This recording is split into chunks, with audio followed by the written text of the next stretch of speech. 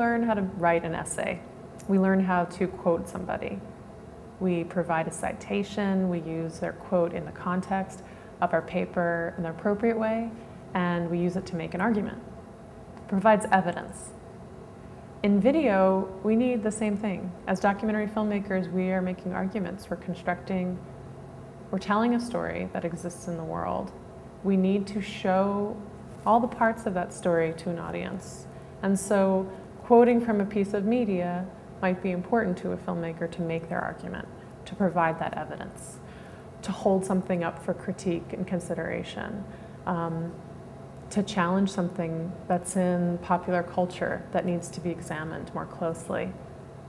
Media has a lot of power, and we as filmmakers deserve to deconstruct that media at times, to challenge it. And the best way to do that is sometimes to hold a clip up for scrutiny.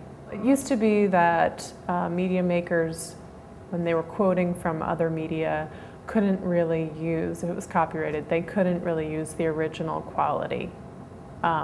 So they had to create a copy of a videotape, for instance, or shoot something off a television screen.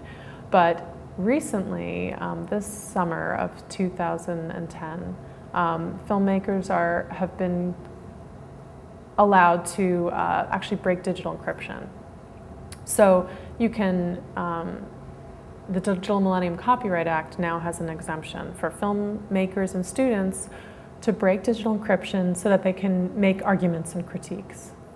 Well, I came to the Center for Social Media at American University as a film instructor. I was, on a visiting professorship at American University, but also as a documentary filmmaker who I'd felt lost for a while in terms of how I could use other clips, where I would get permissions from, how much I would have to pay. And so rather than go through that process and have somebody say no to me, I didn't use the clips, and I limited my voice. I was making a film about pharmaceuticals and how women were taking hormonal birth control to stop their periods. And I wanted to use this very funny advertisement that one of the companies had created.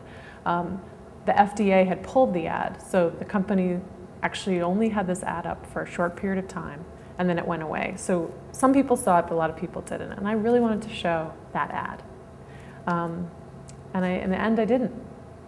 I feared the company saying no. I feared the company stopping me from making my film if I asked them if I could use the footage. And so felt like I had lied in some way to myself, actually. And then I found the statement for best practices for fair use for documentary filmmakers. And in this statement, the center, along with a team of lawyers and filmmakers, came up with 4 rules for using other media in your own. And I learned that I could have used that clip.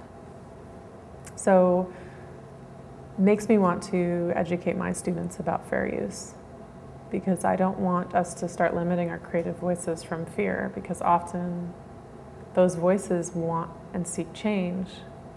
We need to have the tools available to us, the best tools possible, to make our arguments.